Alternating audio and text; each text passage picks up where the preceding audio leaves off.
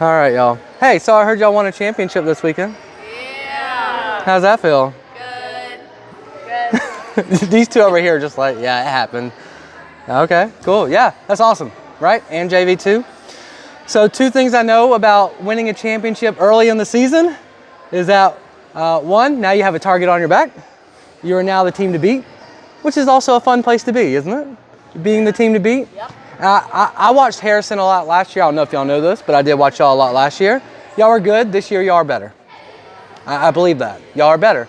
But y'all have kind of proven yourselves early here. So it's only getting harder, right? The second thing is that champions have to work twice as hard.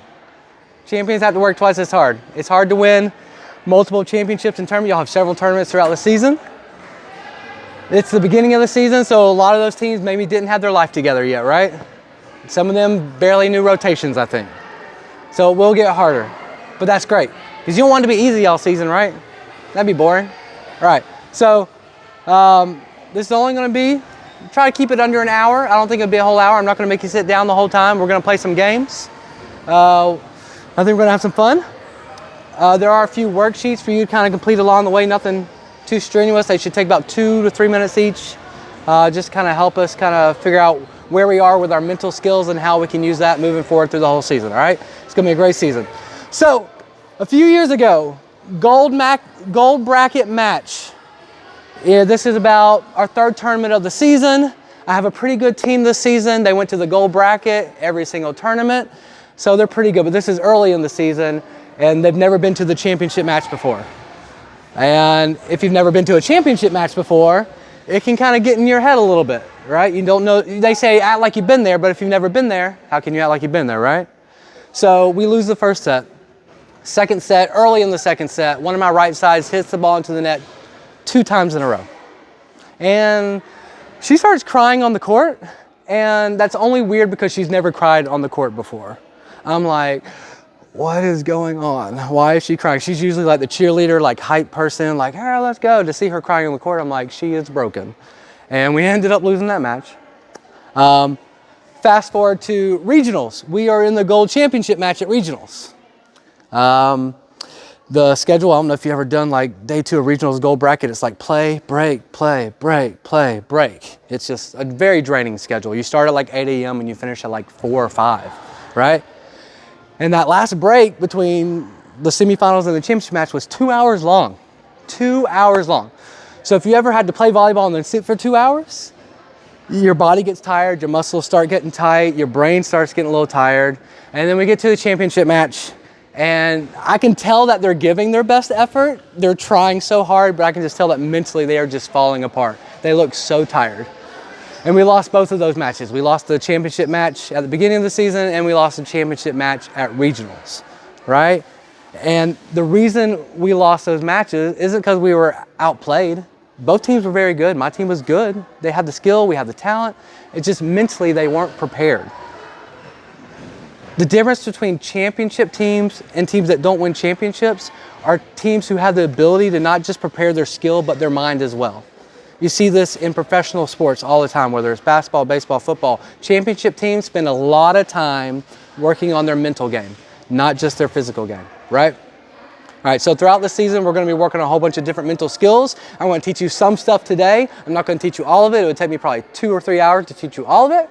So I'm teaching you some of it today, and we'll just each week, I'll spend like 5 minutes at the beginning of the week kind of teaching y'all a specific skill. And that whole week, we'll focus on that skill. Does that make sense? All right, so last week I talked briefly about a growth mindset. Does anybody remember what a growth mindset is? Only JV remembers? Do I need to call JV over here and tell y'all what the answer is? Person with a growth mindset, they take challenges head on, right? They face challenges head on. They know that there's always an opportunity to get better. And they embrace the discomfort because they know when there's discomfort, there is growth. Where there's discomfort and they're being challenged, there is growth, okay? All right, is there anything on that assessment that kind of stood out to you personally? Anything that stood out? You were like, oh man, I suck at this. I didn't realize that. Or there was something that you were like, man, I'm actually pretty good at this. Were you impressed with yourself or were you disappointed in yourself? Okay. It's okay to brag on yourself every now and then. All right, cool, moving on. We're about to play this cool game after I get through this. You don't look comfortable, but that's okay. All right, what do you think of when you hear mental toughness? What is mental toughness? What do you think of? Mental health. Mental health? What else? Mental toughness. What do you think of? Not letting your mistakes affect you. Not letting your mistakes affect you, right? Yeah, not letting your Yeah, that's good. So one of the things that people often say when they hear mental toughness is like, my mind has to be like a brick wall, right? I have to be tough, like Superman, Wonder Woman, something like that, except mental toughness is more like a rubber band. It bends, it stretches, it adapts to its environment, you know, magic. No.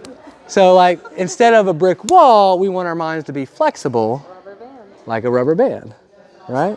Because if your mind is like a brick wall and something changes in the game and you're stuck on that one thing, then it's hard to adapt.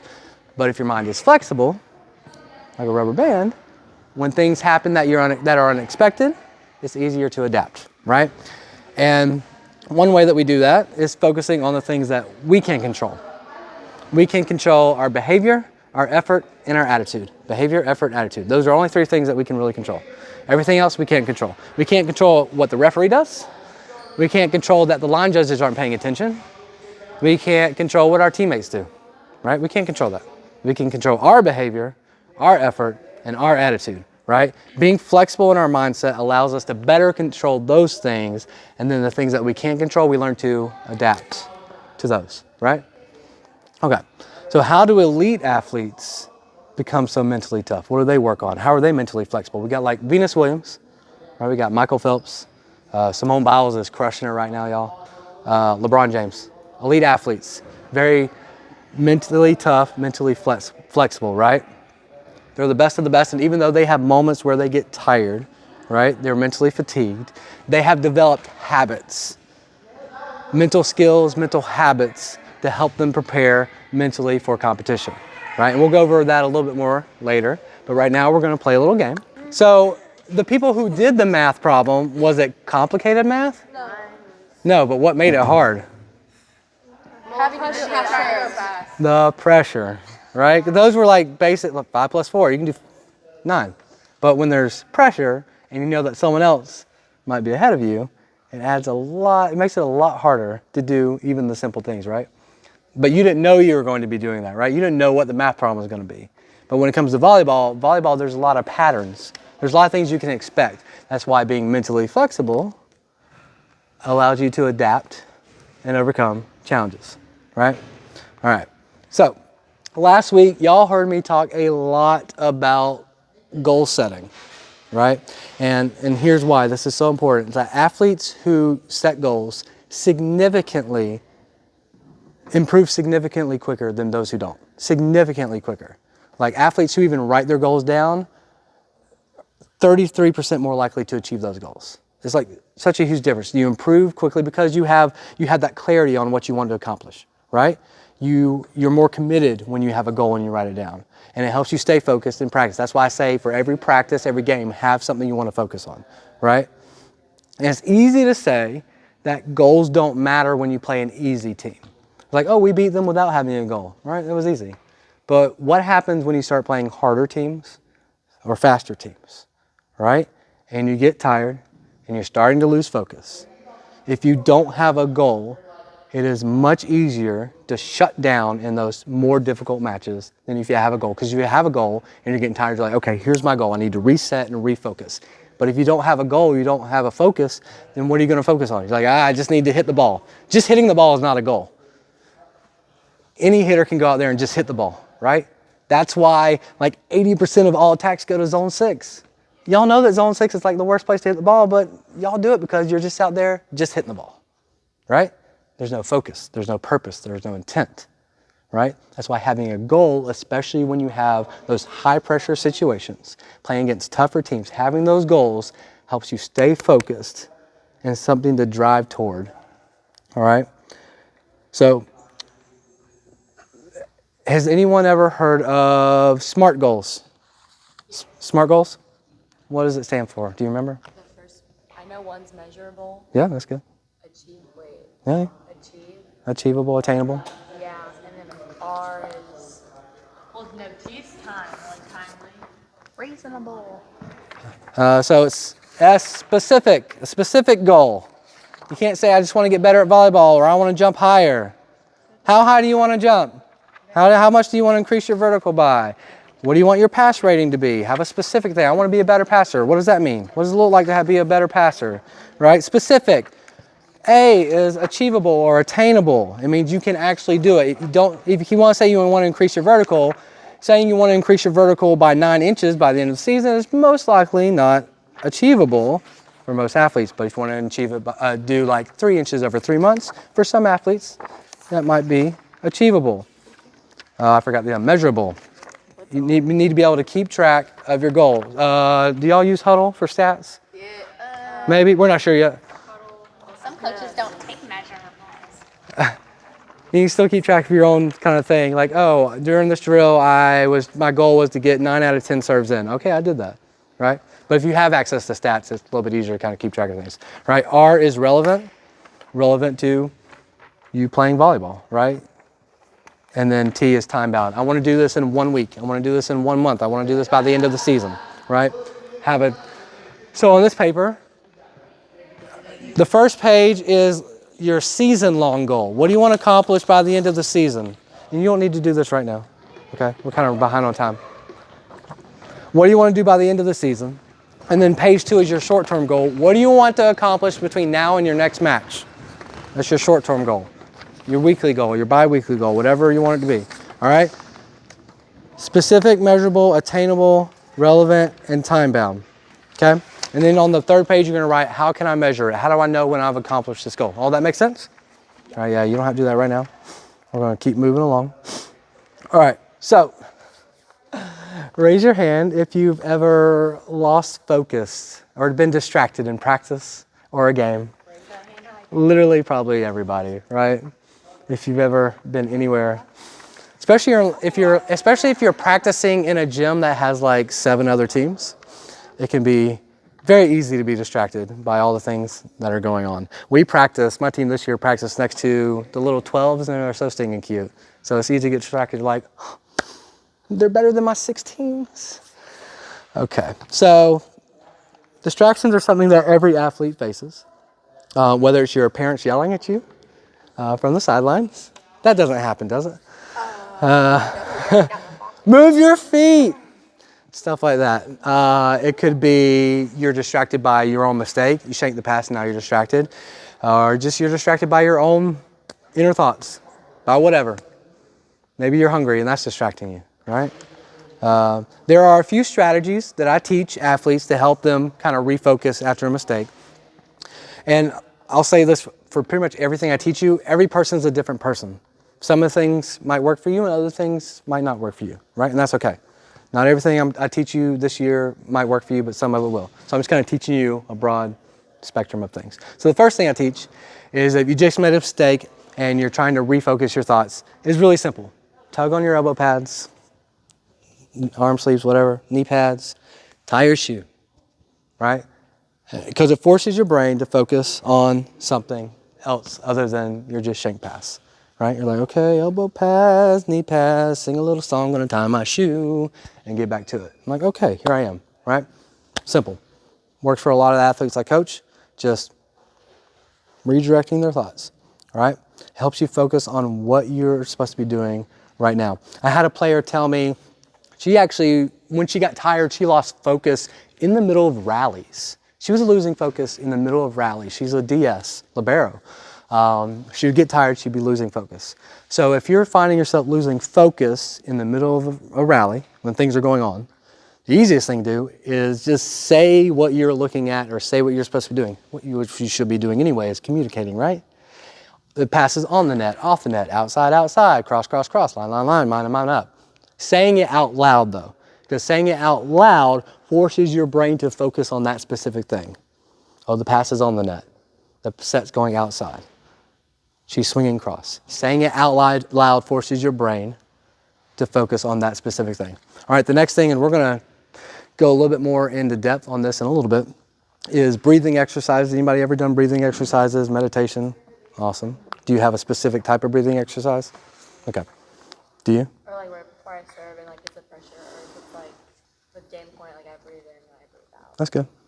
Now, there's all kinds of breathing exercises. The one I like is 4-4-8 breathing. So you breathe in through your nose for 4 seconds, hold for 4 seconds, and then breathe out for 8 seconds. Let's practice that together. I'm going to count. Y'all ready? Breathe in, 2, 3, 4. Hold, 2, 3, 4. Breathe out, 2, 3, 4, 5, 6, 7, 8. Some of y'all did not take a deep enough breath. All right, let's try it one more time. Breathe in through your nose. You're going to breathe in deep through your nose. You breathe in through your nose because it gets deeper into your lungs. And if you breathe in through your mouth, it gets, like stops here. If you breathe in through your nose, it actually goes all the way down and fills it up. So breathe in through your nose. You ready? Breathe in, 2, 3, 4. Hold, 2, 3, 4. Breathe out, 2, 3, 4, 5, 6, 7, 8. I'll demonstrate for you myself. I'll show you how to do it. And anybody singer? Anybody like sing? Anybody sing in choir? Singers love this. Like singers. So I'll do it. Ready?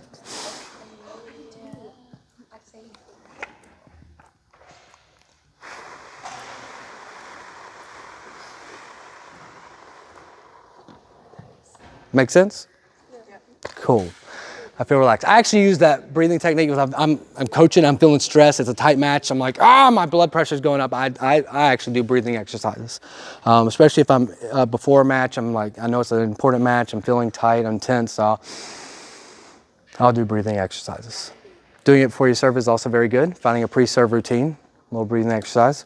So breathing exercises. Another thing is reminding yourself of your goals for that match. Help you stay focused, right? We talked about that. So being able to stay focused, there are a few things. Remember, simple as tugging on your arm sleeves, knee pads, tie your shoe, breathing exercises, goal reminders, right? And I encourage you to practice these in practice. So when you get to the game, it's just second nature, right? Now we're gonna play another game. Everybody up. All right, so for those who were the distractor first, did you find counting backwards harder than you thought it was going to be? Do you want to find it harder? Because some of y'all look like y'all are struggling a little bit, and that's okay. That's okay. That was really just fun to watch. I thought it was harder to think of things to say to me. That is kind of the hard part. Anyone else have a hard? Thought about it they were already on like 4, and I was like, oh wait. Yeah, it is. It can be hard to figure out. Oh, now that I get a chance to distract them, what I'm going to distract them with, right? Especially if you can't touch them, and you can't say mean things. All right, so. Let's talk about pre-game routines. Does anybody have a pre-game routine? Other than just like warming up your arm? Like everybody does that. Well, obviously, like I listen to music and stuff and all that. Love that. I put on my left knee pad, right knee pad, left ankle brace, right ankle brace, left shoe, right shoe. Yeah, I love that. That's good. I always get a pep talk from my dad. Do you? Yeah. I love that. When I was at Sunshine Qualifier this year, there's a team that was off the court. The dad was like stretching his daughter's arms and kind of doing that, like talking into her ear. I thought that was the coolest thing ever. I love that. That's awesome. Anybody else? My mom wakes me up. If she doesn't, I don't. Oh yeah? Yeah, if she doesn't wake me up, then I don't. Why do you think that is? I really don't know. Okay. Because she's a leprechaun and she's magic. Okay. So, pre-game routines. I think every athlete needs some sort of pre-game routine. It can be like Riley's where her dad talks into her ear. You know, affirmation statements. It can be like KK where it's like left foot, right foot, that sort of thing, right? It can be breathing exercises. You look at like Michael Phelps, or I don't know if y'all remember Olympic volleyball player Misty May Trainer. That might have been before y'all's time, but Olympic gold medalist Misty May Trainer. They both use visualization.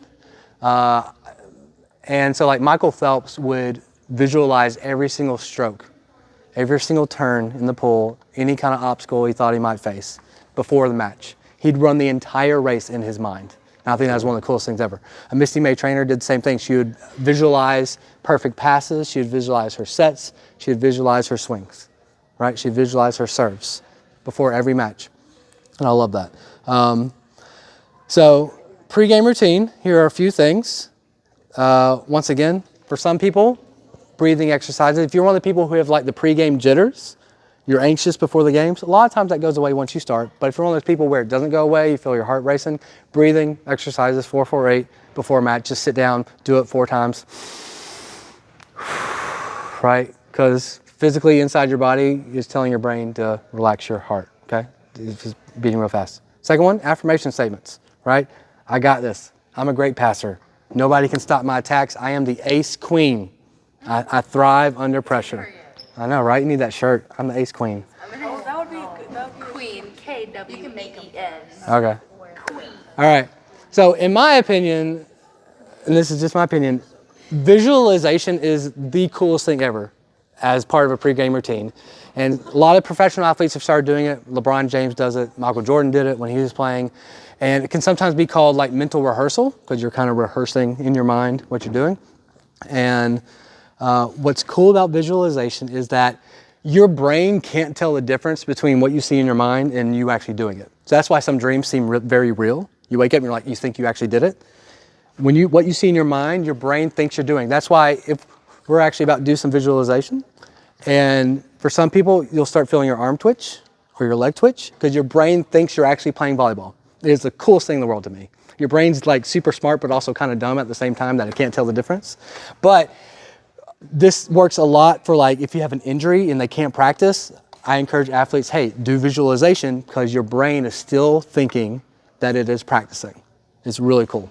All right. Woo. So some of y'all are very good at that game. I'm gonna be honest, I'm not great at that game. So I was just listening to whatever y'all were telling me to do and y'all nailed it. So on this side, what was the hardest part? Stepping over people. Stepping over people, that is hard. Really long arms. Really long arms? Yeah, that was hard. That is hard. Okay. Popping your shoulder at yourself. Who did that? All right. We got a couple stories to share here. So another team, a few years, even longer ago, this was a 15s team bracket championship match at regionals. I'm pretty sure it was the bronze championship match. I don't know for sure. It's either bronze or silver. I'm pretty sure it's bronze. We are losing 19-24 in the second set. 19-24. Not a fun place to be, but we did win the first set. But no one wants to go to a third set. But my girl Izzy is up to serve, and Izzy is one of those people. Izzy is just always focused. She doesn't care about your praise or your criticism. You can be like, great job, Izzy, or you can be like, you suck. She'll be like, whatever, I'm just doing my thing. So Izzy's on the line, and I trust her my entire life. She serves the first one, it's an ace. All right, so it's 20-24, right? Serve the next one, we win that point two. We serve another one, it's 22-24. The other team calls a timeout, 22-24.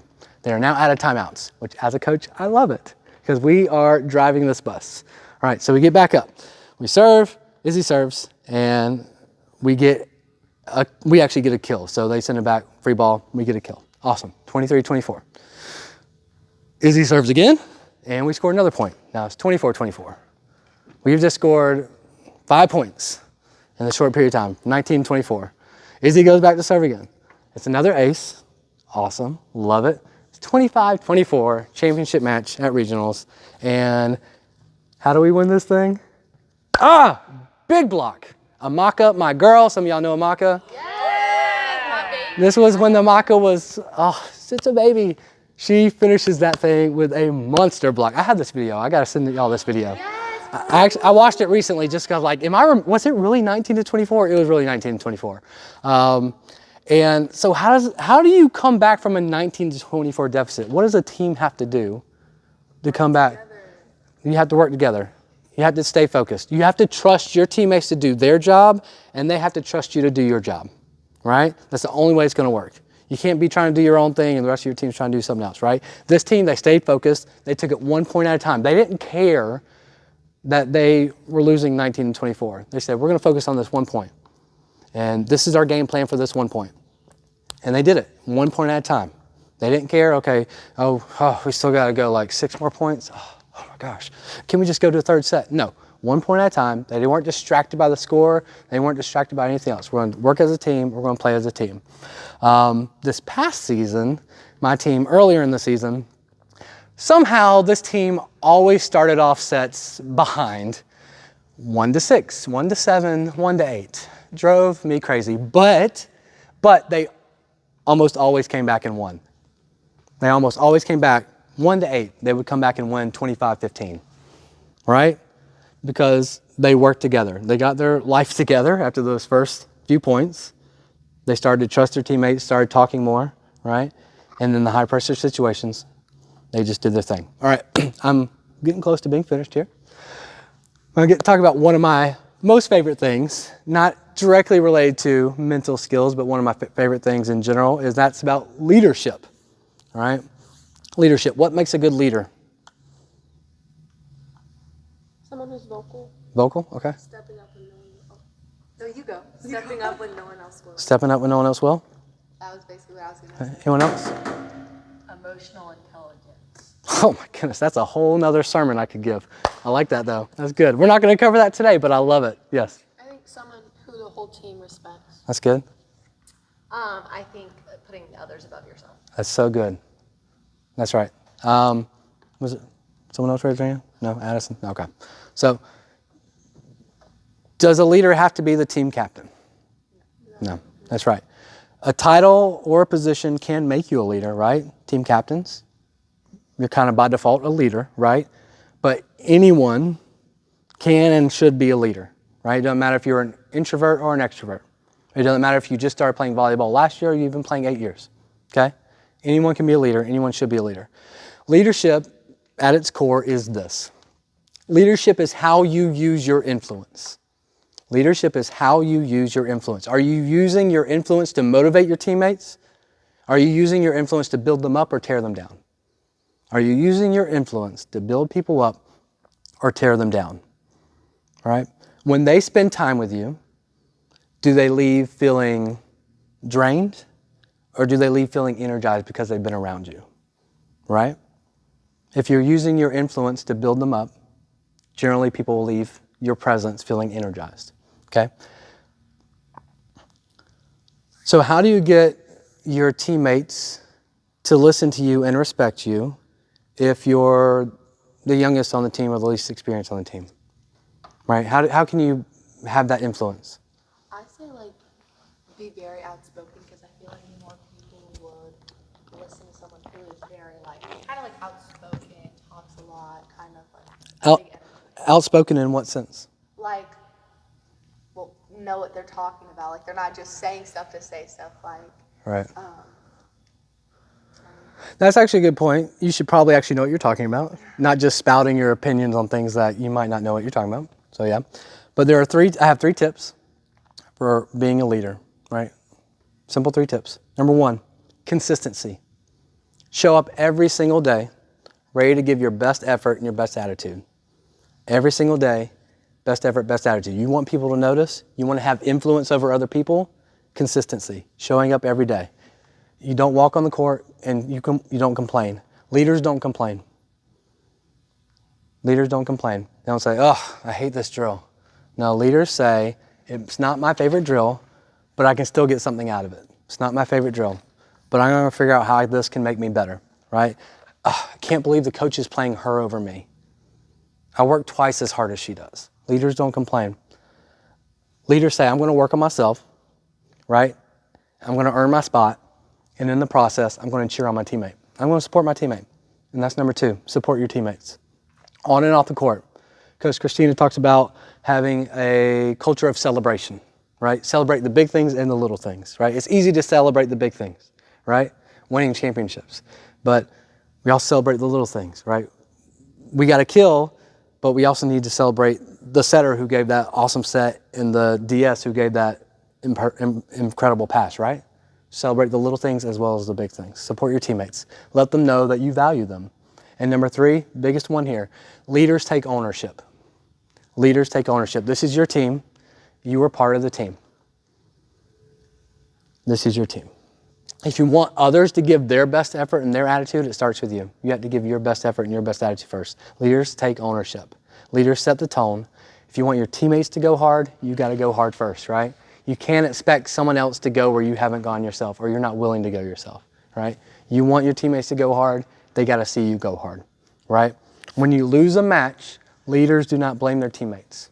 When you lose a match, leaders don't blame their teammates. They understand that it's a team effort, right? Several years ago, I was coaching a middle school team and a JV team. At this time, my middle school team, we had a region tournament match while my JV at the same time had just a regular season match, but I couldn't be at both. So I had the varsity coach. I said, you go with the JV, I'm going to go with the middle school. And then the next day, I hear from the varsity coach, oh, I'm going to say Christina. Christina played awful. She lost the match for us. She shanked like 3 passes at the end, and she's the reason we lost. I was like, okay, interesting. I mean, yeah, that player's not the most consistent, but I have a feeling she didn't lose the match. So what I did, I only had like 9 players on the team. So I called them 2 by 2. I said, hey, tell me what happened yesterday. Like, oh yeah, Christina lost the game for us. I'm like, oh, okay. Called the next 2. Oh yeah, she shanked like 3 passes in a row and lost that match for us. I'm like, oh. Then I called my team captains over. I said, all right, team captains, tell me what happened yesterday. They said, we didn't play our best. You hear that? We didn't play our best. That was the first thing they said. They said, we didn't play our best. They said we. They didn't say Christina lost the match for us. They said, we didn't play our best. We all made errors. We all made errors. Christina didn't lose the game for us. Like, that's why you're my team captains. Their first thought was not to blame someone else for the loss. Yeah, it sucks to lose, right? Their first thought was, yeah, we all struggled.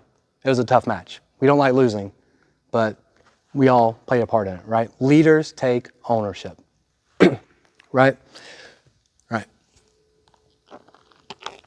So, I'm almost done here. This is the end. Anybody seen the movie Inside Out 2? Yes. It was like one of my all-time favorite movies right now. I probably loved it more than my kids. I was like taking notes. I was like, this is so good. But if you haven't seen it, it's an incredible movie about how our emotions like anxiety, fear, and envy can steal the joy in our life, right? If we don't learn to control our emotions, right? So as we close here today, I really want you to focus on this one thing here. I want you to remember the joy and passion you have for volleyball, right? It's fun to compete. I am so competitive, y'all. I hate to lose. I hate it. I love to compete. I hate to lose. But even when I lose, I still love that I got to play. I still love that I got to play. So don't let things like anxiety steal the joy from you playing at your best, right? Don't let fear, don't let envy of someone else playing in your spot steal your joy. Yes, you probably feel like you should be playing in their spot, but don't let that steal your joy. Remember why you played volleyball in the first place, right? Right? Acknowledge your emotions. They're good. Your emotions are good. Anger, it's okay to be angry. It's okay to be afraid. It's okay to be mad. It's okay to be sad. It's okay to be happy. It's okay to have emotions. Don't let people tell you that to stuff your emotions down and suck it up, right? That's not the best advice. Acknowledge your emotions. Yes, I am sad right now. I'm angry right now. But don't let that control you. Don't let that steal your joy, right? If you love competing, let that passion drive you, right? Yes, I'm angry about this, but I love this game. I don't like that we lost, but I love playing this game, right? That is so important. Of all the things I've told you today, just reminding yourself, some of you have been playing for like 8, 9, 10 years, right? That's awesome. Seniors probably have been playing a long time, right? Right? You love this game. You wouldn't still be here if you didn't love the game. So when things get hard, when you get frustrated, when you're anxious, when you lose, if you lose 5 matches in a row, it sucks to lose 5 matches in a row.